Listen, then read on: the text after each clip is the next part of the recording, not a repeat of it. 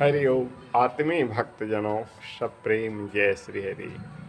किसी ने एक संत से पूछा, महाराज आजकल संत और धूर्त एक ही रंग के कपड़े में मिलते हैं, तो हम कैसे पहचाने कि वो संत है और वो एक धूर्त है।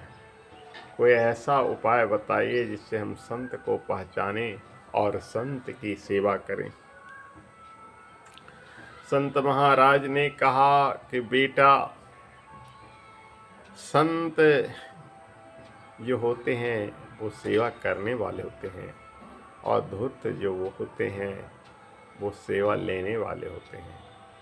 संत सेवा करवाना नहीं चाहते हैं और धूर्त आपसे सेवा करवाना चाहते हैं। संत लेना नहीं चाहते हैं और धूर्त लेना चाहते हैं। संत तो देने वाले होते हैं। संत का स्वभाव नवनीत के समान होता है। संत तो स्वतः पहचान जाएंगे। जिसके पास बैठो तो शीतल छाया मिलेगी, मन में ऊब नहीं होगा, अपने आप वहाँ रहने की इच्छा होगी। उनकी सानिध्य स्वर्ग से सुखद होगा।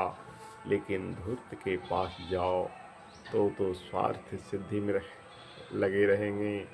आपको ठगने की तरह तरह के उपाय बताते रहेंगे।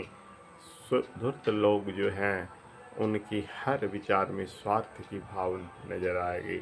लेकिन संत की हर बातों में परमार्थ की भावना होगी। उसमें कहीं भी स्वांतः सुखाय कुछ होगा ही नहीं, जन हिताय होगा।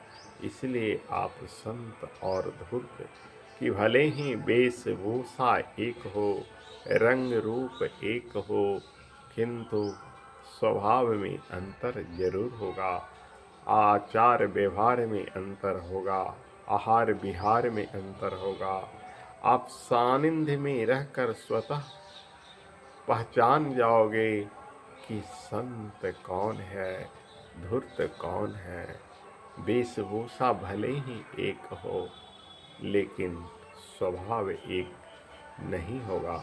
इसलिए संत को पहचानना सरल है और धूर्त को भी पहचानना सरल है। आप इसके लिए क्यों पूछते हो? आप तो खुद अनुभव करोगे।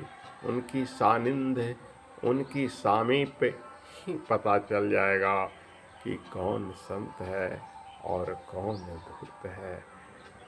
इसलिए वेशभूषा पर मत जाओ, उनके स्वभाव पर जाओ, उनके विचार पर जाओ, उनके आहार व्यवहार पर जाओ, जो तुम्हें उनके सानिध्य में ही पता चल जाएगा।